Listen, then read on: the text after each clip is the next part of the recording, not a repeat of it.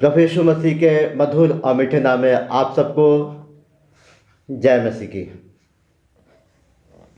प्रियो, हम आपकी सहायता के लिए पढ़ने जा रहे हैं पवित्र शास्त्र बाइबल से ले व्यवस्था की पुस्तक, उसका 19 अध्याय, उसका 2 आयत। इसमें इस प्रकार से लिखा हुआ है कि तुम पवित्र बने रहो क्योंकि मैं तुम्हारा परमेश्वर यहोवा पवित्र हूँ। प्रियो,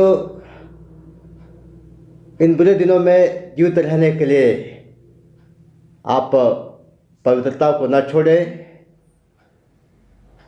जबकि संसार गंदे से गंदा होता चला जा रहा है, लोग बेविचार, गंदे काम, लोचपन, मूर्त पूजा, टोना, बैर, झगड़ा, ईर्ष्या, क्रोध, मतभेद, फोट, दलबंदी, डाह, मतवालापन और इसके जैसे और बहुत सी बुराइयों में फंसे हुए हैं और अपने जीवन को व्यतीत कर रहे हैं। प्रियो, परमेश्वर अपने लोगों को आज्ञा देते हैं कि वे पवित्र और अधिक पवित्र होते जाएं। प्रकाशित वाक्य की पुस्तक, उसका 22 अध्याय, उसका 11 आयत। पवित्रता की अपनी चाहत को हमें कभी भी कम नहीं करना है और पवित्रता की सीढ़ी को चढ़ते जाना है।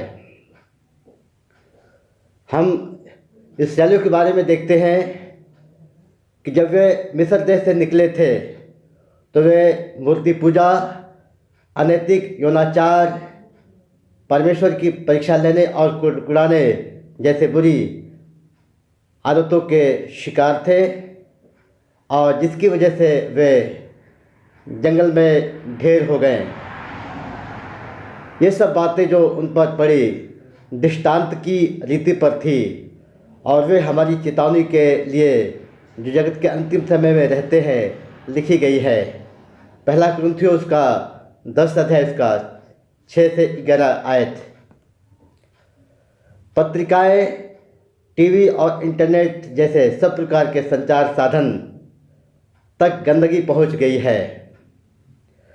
रिश्वतखोरी, टेढ़ापन, विवाह के अलावा अलग से अन्य संबंध, पैसों का मोह, प्रेम का अभाव, ये सब साधारण बातें हो गई हैं। प्रलोभन बढ़ता जा रहा है, परंतु परमेश्वर ने प्रत्येक परीक्षा से बच निकलने का मार्ग तैयार किया है। पहला कुरिन्थियों, उसका 10 अध्याय, उसका 13 आयत। प्रियो, प्रभु आपको आपकी सामर्थ्य से बाहर परीक्षा में नहीं डालेगा, परंतु वो प्रभु आपको उस परीक्षा से निकास भी करेगा कि आप उसको सह सको। उनका अनुग्रह किसी भी परिस्थिति के लिए काफ़ी है। परमेश्वर हमारे अंदर कार्य करते हैं और हमें भी उसके साथ कार्य करना है। फिलिपियों की पत्री, उसका 2 अध्याय, 12 और 13 आयत। हम परिस्थितियों या समाज को दोष न दें। हम यीशु के उदाहरण को देख सकते हैं कि जिन्होंने मिस्र में काफ़ी साल रह करके पवित्रता के जीवन को व्यतीत किया। और हम दानियल के बारे में देख सकते हैं कि दानियल बाबुल में पवित्र बना रहा। निडर होकर तूफान के वजूद तैरना आसान नहीं, परंतु असंभव भी नहीं। हर कोई ऐसा कर सकता है, यह एक सामान्य बहाना है। परंतु क्या हम एक चुना हुआ राजवंश और राजपदधारी याजकों का समाज, पवित्र लोग और परमेश्वर की निज संपत्ति नहीं है? पहला पत्रस 2 अध्याय, इसका 9 आयत ये लिखा हुआ है। वही पाप को हाँ करेगा जिसमें रीढ़ की हड्डी न हो। यदि हम मलिनता से सहमत न हो तो शायद संसार हमारा उपहास करेगा। यदि हम मलिनता को गले लगाएं तो हम अनंत जीवन को खो देंगे। महत्वपूर्ण क्या है? अपने साहस को थामे रहे जिससे हमें प्रतिफल मिले। भजन संहिता 84 अध्याय, उसका 11 आयत में प्रभु का कलाम कहता है कि यहोवा परमेश्वर सूर्य और ढाल है। परमेश्वर अनुग्रह करेगा और महिमा देगा, और जितने लोग खरी चाल चलते हैं उनसे कुछ भी भली वस्तु को रख ना छोड़ेगा। प्रियो, हमारे शहर सदोम और अमोरा के जैसे होते जा रहे हैं। पाप फैशन बन चुका है। इन दोनों शहरों पर परमेश्वर का विनाश आने वाले भक्तिहीन लोगों के शिक्षा के लिए एक दृष्टांत है। दूसरा पत्रस 2 अध्याय उसका 6 आयत। चुनौती यह है कि तुम्हें पवित्र चाल चलन और भक्ति में कैसा मनुष्य होना चाहिए। दूसरा पत्रस 3 अध्याय उसका 11 आयत। पवित्र जीवन जीने का रहस्य दिमाग में है, मस्तिष्क में है। एक परिवर्तित मन जो संसार के स्तर और प्रवृत्ति से मेल रखने का इनकार करता है। रोमियो 12 अध्याय उसका 2 आयत। मन को सदा यीशु ख्रिस्ट के लहू के अधीन रखें। परखने वाले के प्रस्तावित सुझाव का स्वागत न करें। परम प्रधान की छाया में शरण लीजिए, उसके नाम को पुकारिए और सुरक्षित रहिए। पूर्ण सुरक्षा प्रभु यीशु मसीह में है। नीतिवचन 4 अध्याय उसका 23 आयत में प्रभु का कलाम कहता है कि सबसे ज़्यादा अपने मन की रक्षा करो, क्योंकि जीवन का मूल स्रोत वही है। प्रियो, अपने मन को आप रक्षा करिए। मन के अंदर नेगेटिविटी को मत लाइए, नकारात्मक विचारों को मत आने दीजिए। आप हमेशा सकारात्मक बने रहिए और विश्वास में स्थिर और दृढ़ बने रहिए। प्रियो, असंभव कुछ भी नहीं है, और यदि आप पवित्र होना चाहते हैं तो हमें और आपको चाहिए कि पाप के बारे में भी जानें कि पाप क्या है।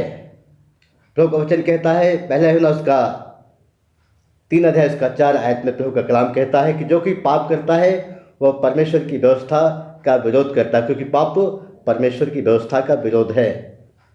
प्रभु का वचन कहता है रोमियो 3 अध्याय उसका 23 आयत में, क्योंकि सब ने पाप किया है और परमेश्वर की महिमा से रहित है। प्रभु का वचन, प्रभु का कलाम कहता है रोमियो 6 अध्याय उसका 23 आयत में, क्योंकि पाप की मजदूरी तो मृत्यु है, परंतु परमेश्वर का प्रेम हमारे लिए मसीह यीशु में अनंत जीवन है। प्रियो, प्रभु का वचन कहता है कि हम और आप जो है, चाहे कितने भी बड़े पापी क्यों ना हो, यदि अपने पापों, अपने गुनाहों को यदि हम मान लेते हैं और प्रभु यीशु मसीह को अपना मुक्तिदाता, उद्धारकर्ता स्वीकार करते हैं और हम ये विश्वास करते हैं कि हमारे ही पापों, हमारे ही अपराधों के लिए प्रभु यीशु मसीह ने 39 कोड़े खाए और तमाचे खाए,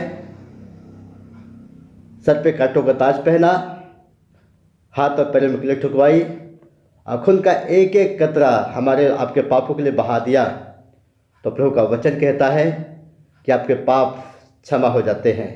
इसके लिए आपको क्या करना है? आपको प्रभु यीशु मसीह के बलिदान पर विश्वास करना है, क्योंकि प्रभु का वचन कहता है पहला यूहन्ना की पत्री उसका 1 अध्याय उसका 7 आयत में कि यदि हम ज्योति में चले जैसे वह ज्योति में है, तो हम एक दूसरे से सौभाग्यता रखते हैं और परमेश्वर के पुत्र हमारे खुदा प्रभु यीशु मसीह का लहू हमें सब पापों से शुद्ध करता है।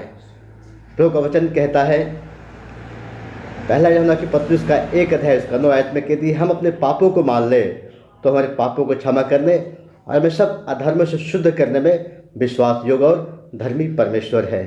प्रियो, आप चाहे कितने भी बड़े पाप क्यों न किए हों, आप जहाँ भी हो, जिस जगह पे हो, यदि आप झोपड़ी में हो, यदि आप महल में हो, यदि आप जंगल में हो, यदि आप पहाड़ पे हो, यदि आप मैदान में हो, चाहे किसी भी जगह पे हो, यदि आप अपने आप को पापी मानते हैं, ये मानते हैं कि हमें पाप क्षमा की ज़रूरत है और यीशु मसीह को अपना मुक्तिदाता उद्धारकर्ता ग्रहण करते हैं, तो आपके सारे पाप क्षमा हो जाते हैं। और आपको करना क्या है? अब आपको अपने पापों से अलग हो जाना है, फिर दोबारा उन पापों में नहीं जाना है और परमेश्वर के बताए, प्रभु यीशु मसीह के बताए रास्ते पे चलना है। और प्रभु की हार्दिक इच्छा यही है कि आप पवित्र बने रहे। मत्ती 5 अध्याय जो प्रभु यीशु मसीह का एक महत्वपूर्ण पहाड़ी उपदेश का एक पाठ है, उसके 5 अध्याय उसका 48 आयत में प्रभु ने कहा है कि अतः तुम सिद्ध बनो जैसा तुम्हारा स्वर्गीय पिता सिद्ध है। तो प्रियो, आप बेशक से आप निर्बल है, लेकिन प्रभु का अनुग्रह आपके लिए काफ़ी है। प्रभु का वचन कहता है 2 कुरिन्थियों 12 अध्याय उसका 9 में कि मेरा अनुग्रह है तेरे लिए बहुत है, क्योंकि मेरी सामर्थ निर्बलता में सिद्ध होती है। इसलिए मैं अपनी निर्बलताओं पर घमंड करूंगा कि मसीह की सामर्थ मुझ पर छाया करती रहे। प्रभु आपको बहुत आशीष दे। आप सबको फिर से जय मसीह की।